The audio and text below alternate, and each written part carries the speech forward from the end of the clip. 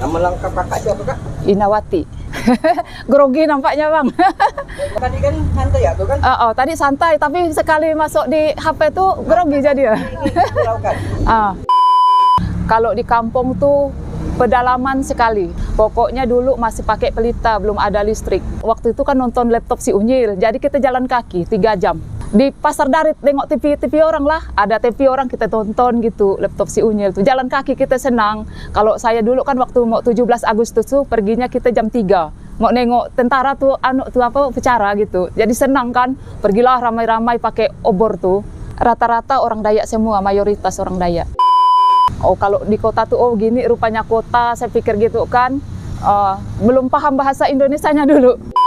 Waktu masih kecil tuh, ya Allah, semoga saya ini dapat jodoh sama orang Islam. Nggak mau dengan orang Kristen. Dulu saya seorang pemabuk ya, dan seorang anak jalanan.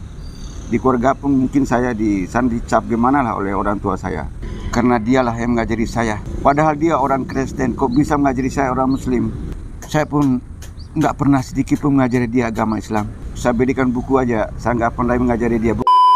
Saya sangat senang sekali, bahagia sekali bahwa saya sudah sah masuk Islam.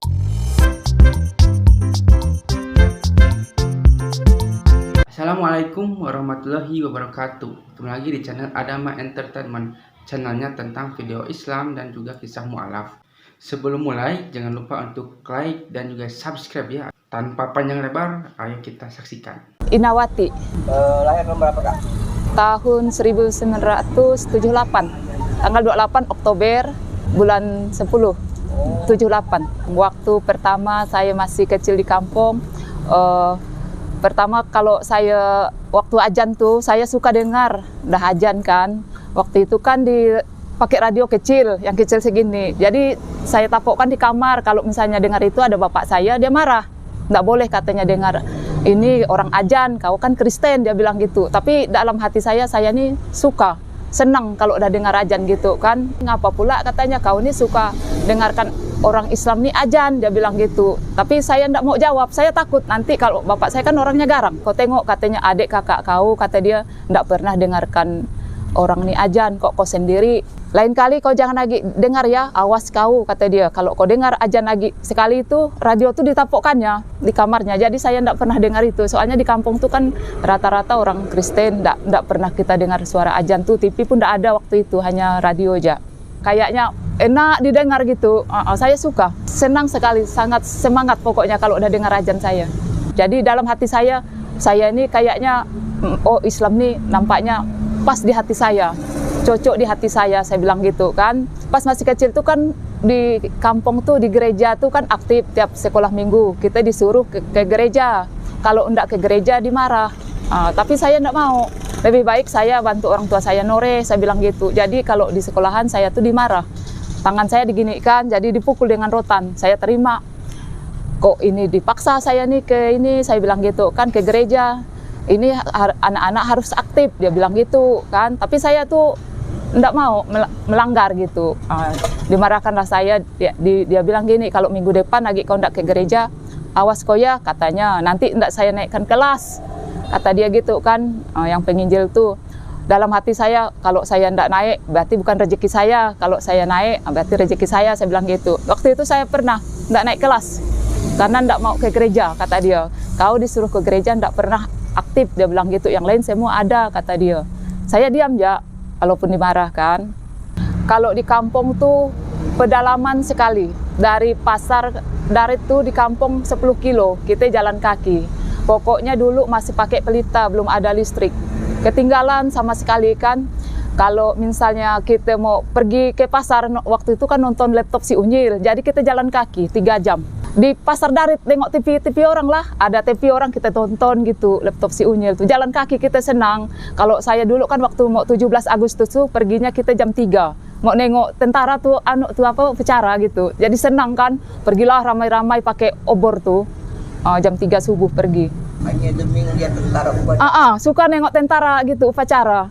Rata-rata orang Dayak semua, mayoritas orang Dayak. Mereka tuh kalau yang tua tuh ndak ada kepercayaan mereka. Ada yang agamanya mereka tuh Katolik tapi ndak pernah ke gereja. Waktu itu pertama saya kan dah berdoa ya waktu masih kecil tuh, ya Allah semoga saya ini dapat jodoh sama orang Islam, nggak mau dengan orang Kristen. Alhamdulillah pula sama orang Islam gitu. Karena waktu dulu adik tuh tamat SD, dia langsung melamar pekerjaan waktu itu di Rimba Ramin. Jadi saya ikut, belum pernah ke kota sih, soalnya kita kan orang kampung kan, belum pernah ke kota saya. Jadi bingung mau balik arah mana, saya enggak tahu. Oh kalau di kota tuh, oh gini rupanya kota, saya pikir gitu kan.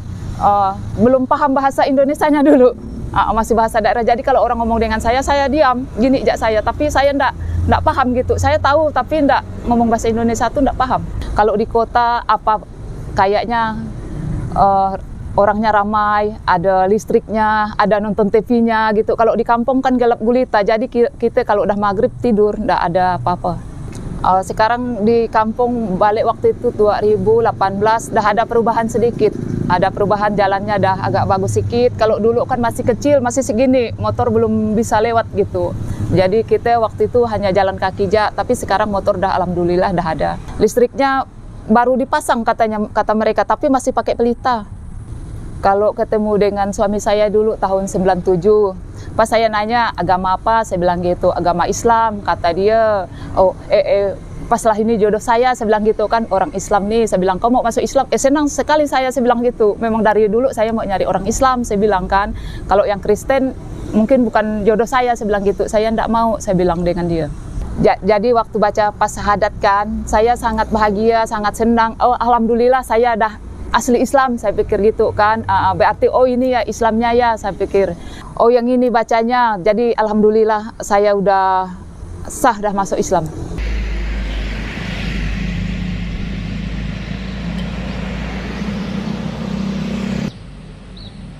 Nama saya Ridwan Shah, saya asli orang Bima, NTB, Nusa Tenggara Barat. Dulu saya seorang pemabuk ya, dan seorang anak jalanan. Di keluarga pun mungkin saya dicap gimana lah oleh orang tua saya. Disitulah mulainya awal saya ketemu istri saya. Saya ketemu istri saya waktu tahun 1997. Saya pun dengan dia langsung saya ngajak ke rumah saya, ke Rasau atau ke Jangkang Kubu. Setelah di sana istri saya nggak pernah nanya apakah dia mau Islam atau enggak. Saya nggak pernah paksakan dia. Kalau dia mungkin istilah sendiri dia mau masuk Islam, mengungkapkan isi hati saya untuk menikahi dia. Istri saya pun setuju. Saya orang keras, memang saya orang keras, tapi dialah yang sadari saya sampai sekarang. Saya sekarang takut sama dia, jujur saya ngomong, karena mungkin dialah yang menyadari saya. Berhenti dari minuman karena dia mengajari saya agama Islam. Ujungnya bahwa saya ini adalah orang Islam asli, tapi bisa dia mengendalikan saya. Lalu setelah itu saya alhamdulillah sampai sekarang saya buang segala-galanya, alkohol, minuman keras, apapun itu. Saya bertobat demi nama Allah Subhanahu wa taala, saya enggak akan bersentuh minuman keras. Karena dialah yang mengajari saya. Padahal dia orang Kristen, kok bisa mengajari saya orang Muslim? Bahwa karena di agama Islam enggak boleh minum alkohol atau hama atau memabukkan. Tapi saya kok melakukan. Pada saya dulu sekolah saya dan sekolah agama. Dari madrasah, masuk sanawiyah, masuk aliyah, kok bisa saya melanggar? Nggak tahulah saat itu. Kok bisa saya jadi lari ke minuman? Cinta saya sama dia mungkin tidak bisa diungkapkan. Mungkin dia merasa tidak mencintai dia, tapi saya mencintai dia. Apapun saya lakukan demi dia. Karena keluarga besar saya, dia sangat sayang dia.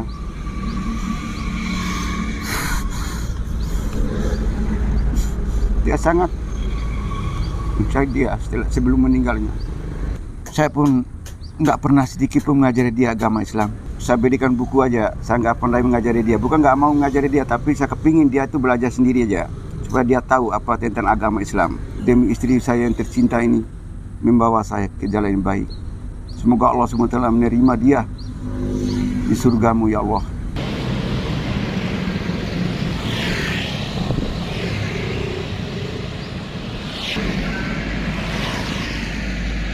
Saya pertama nikah dulu tahun 97, tapi saya belum bisa ngambil wudhu, belum bisa sholat, belum bisa ngaji. Karena suami saya juga saya minta ajarkan, dia pun belum paham. Dia suruh belajar sendiri katanya, tapi kan saya tidak pandai, saya bilang gitu. Dia kalau masalah agama juga belum paham juga dia. Sekali ketemu dengan Cece Yana 2022, saya baru bisa cara sholat, cara ngaji, alhamdulillah. Tapi saya sangat senang sekali, dia orang yang baik, yang ngasih jalan kebenaran. Waktu itu saya pernah berpikir gini, KTP saya kok Islam, tapi saya tidak tahu ajarannya.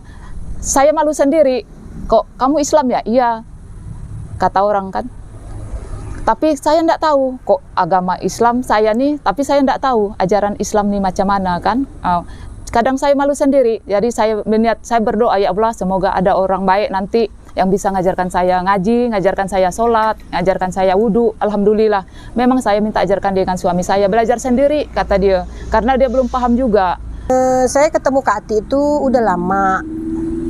Cuman udah sering saya ajak, Kak Ati yuk kita belajar yuk. Nantilah katanya, aku nih nggak pandai ngaji, katanya nggak pandai sholat, dia bilang gitu.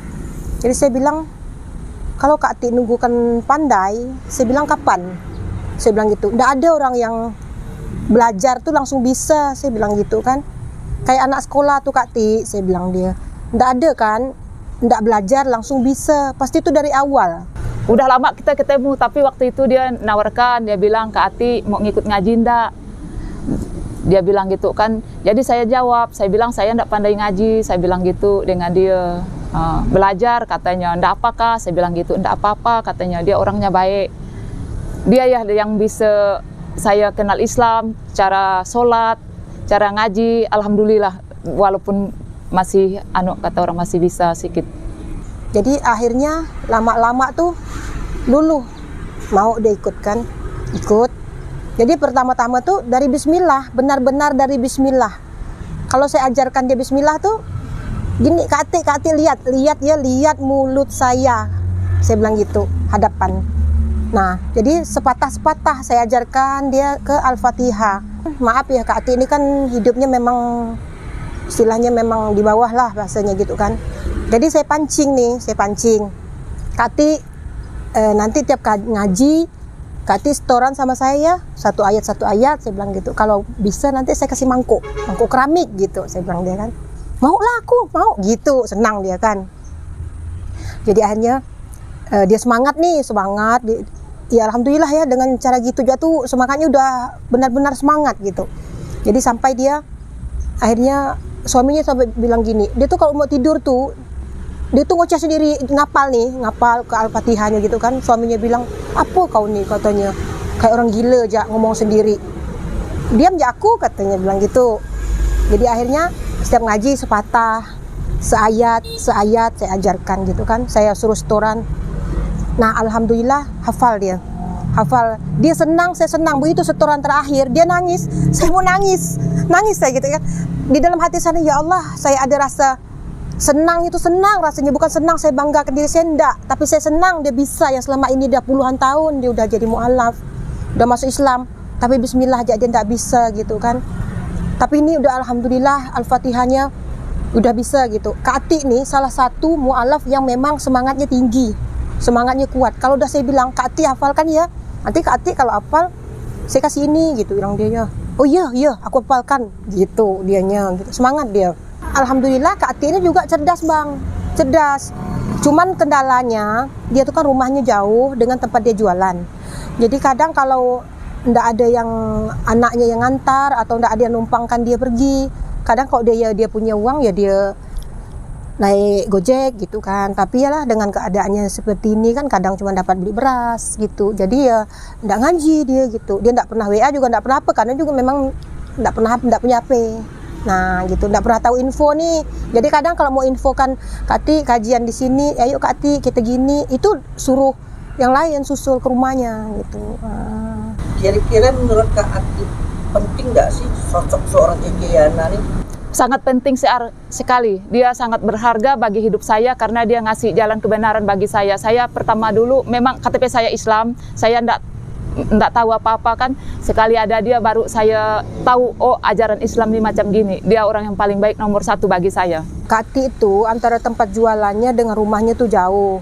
Di sini tempat jualannya nih dia numpang gitu. Adiknya juga numpang di sini. Di sini kan tanah nih tanah yayasan bang.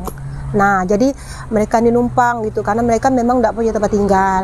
Kak Ati itu di sana tuh ngontrak gitu. Sering mereka nih dimarah oleh yang punya kontrakan karena ya kalau belum punya uang kan belum terbayar gitu kan. Nah, jadi sering sih ngadu gitu. Kami ini udah sekian bulan katanya belum punya uang untuk bayar kontrakan, tapi mereka usaha gitu dan mereka tidak pernah ngemis, tidak pernah ke saya pun mereka tidak pernah ngomongnya yang seperti apa, cuman bilang belum bayar kontrakan gitu, tapi mereka usaha sendiri. Nah, Kak Ati ini kekeh orangnya, gigih gitu, walaupun istilahnya cuman jual saset gini gitu, tapi dijalani bang dengan istiqomah, dia jalani tiap hari pagi dia pergi, sore dia pulang gitu untuk ikut ngaji gitu. Ya, karena kan suami kan kadang namanya orang buruh gitu kan ya, kuli bangunan, kadang ya ada suaminya kerja gitu, kadang ya kalau enggak ada ya udah sampai lama-lama gitu, enggak ada kerja gitu. Anak saya 3 kegiatannya jadi ibu rumah tangga. Pertama saya bantu adik jualan kecil-kecilan. Kalau misalnya dapat dia kasihlah saya uang kan, seberapa pun adanya.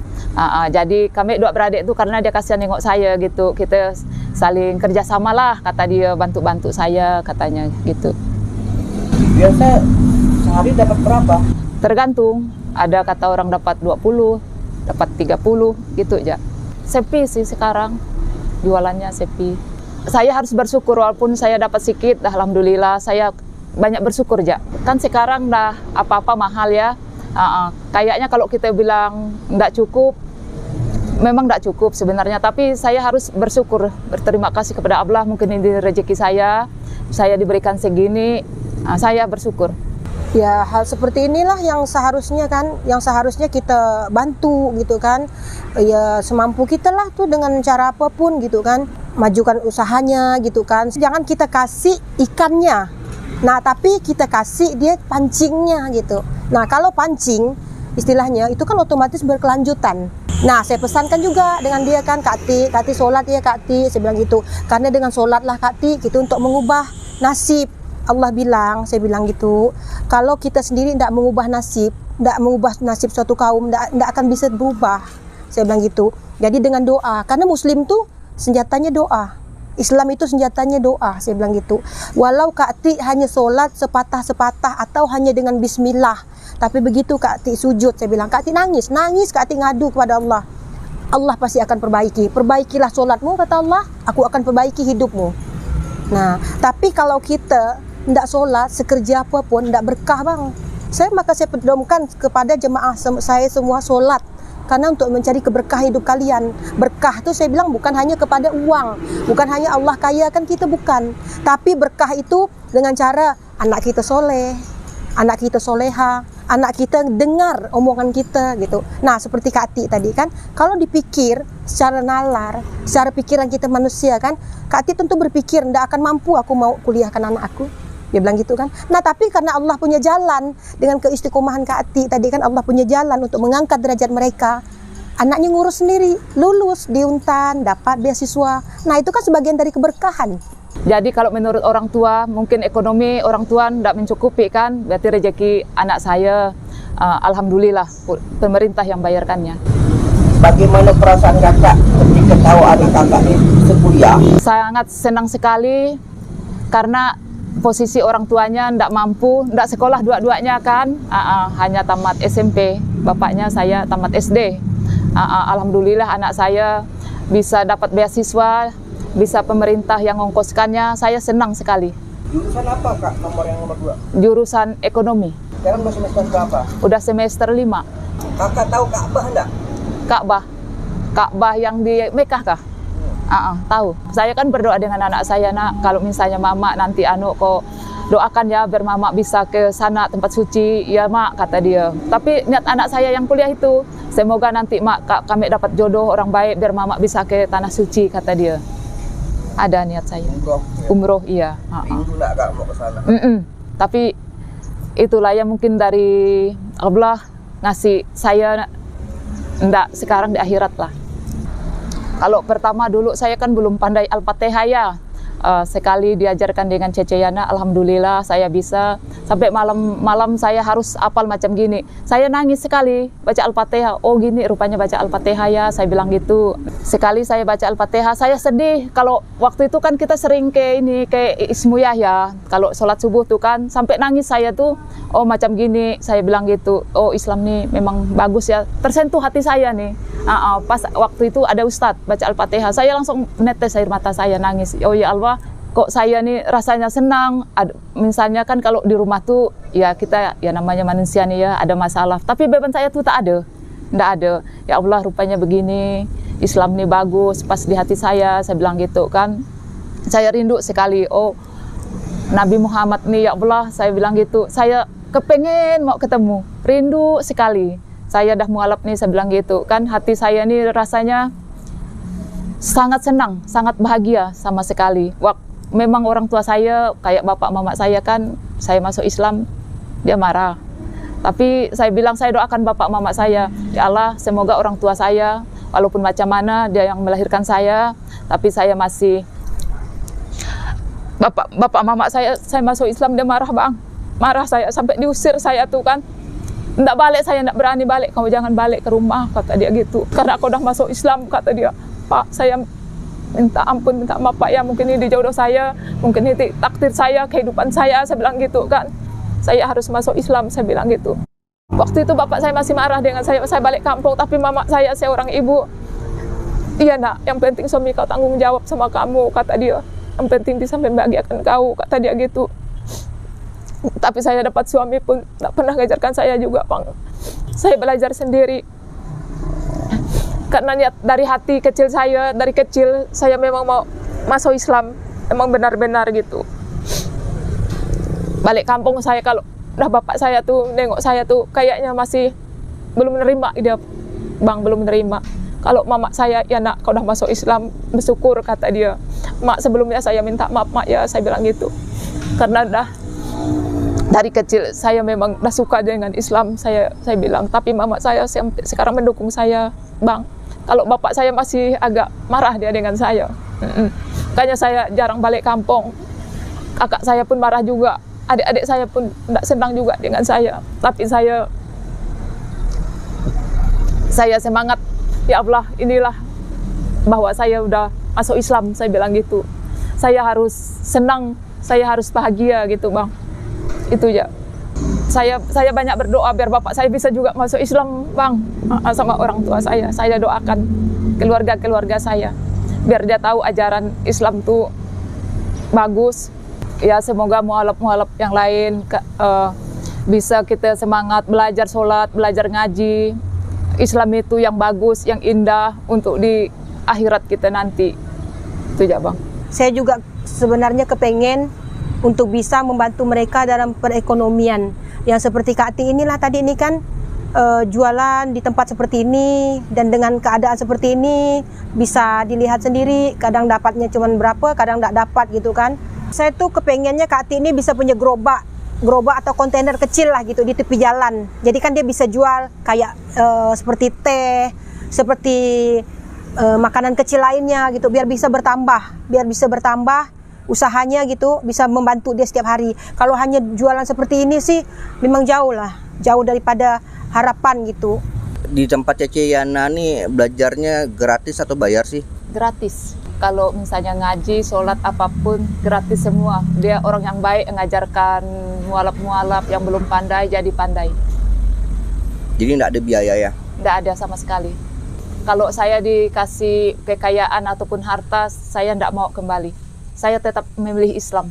Islam itu bagus untuk di dunia dan di akhirat. Nah, sepertilah kisahnya, bagaimana kan kisahnya ini sangat menginspirasi kita bahwa kita itu sebagai umat muslim, dengan adanya video ini kita itu menjadi terinspirasi bahwa kita itu bisa lebih baik lagi untuk menjadi seorang pribadi muslim yang lebih baik lagi. Dan dengan video ini juga mungkin kalian juga yang mungkin non muslim ya, yang menyaksikan ini, kalian juga mungkin ada gambaran seperti apa bahwa agama Kristen itu tidak selalu misalnya benar ya, karena banyak juga kontradiksi di sini bahwa agama Kristen, agama non Islam misalnya gitu ya, jika orang-orang mereka itu mualaf itu karena apa? Kebanyakan itu mereka itu tahu bahwa Islam itu adalah agama yang benar, agama yang lebih masuk akal daripada agama-agama lainnya. Dari mana kita itu bisa tahu hal itu ya karena kita mempelajari Al-Quran dan mempelajari agama Islam gitu. Kita itu harus terbuka, harus berpikir terbuka, harus maksudnya kita itu harus mencerminkan bahwa kita itu sebenarnya itu Indonesia itu emang toleransi ya, tapi ketika kita dihadapkan dengan sesuatu agama gitu ya, kita harus mengkaji misalnya agama Kristen seperti ini, agama Hindu seperti ini, agama Islam juga seperti ini dan beda-beda ya karena di Indonesia itu banyak banyak sekali agama ya, tapi kebanyakan di channel ini adalah tentang agama dari non muslim ke muslim dikarenakan agama Islam adalah agama yang paling sempurna di dunia ini sampai akhir zaman pun Al-Quran itu berkata bahwa Allah itu akan menjaga Al-Quran sampai hari akhir. Nah, semoga yang menonton video ini bisa terinspirasi ya dan semakin kuat lagi imannya terutama agama Islam ya. Dan jika yang nonton adalah non muslim juga kalian cobalah untuk berpikiran terbuka dan seperti apakah Islam dan sebagainya. Jangan sampai kita itu banyak kan ada seperti Islamofobia dan sebagainya, tidak suka kerudung, tidak suka pengajian, tidak suka apapun yang padahal kan kita menjalankan agamanya masing-masing. Bagi kalian yang belum subscribe juga ya, silakan itu subscribe dan juga like dan juga komentar ya agar kita itu bisa bersilaturahmi. Agar kita itu karena di kolom komentar ini ya di channel ini kebanyakan itu agama muslim dan non muslim itu suka ada ya dan suka ada yang membalas dan sebagainya. Dan jika kalian suka jangan lupa untuk like, komen, dan subscribe ya. Dan nantikan video saya selanjutnya. Wassalamualaikum warahmatullahi wabarakatuh.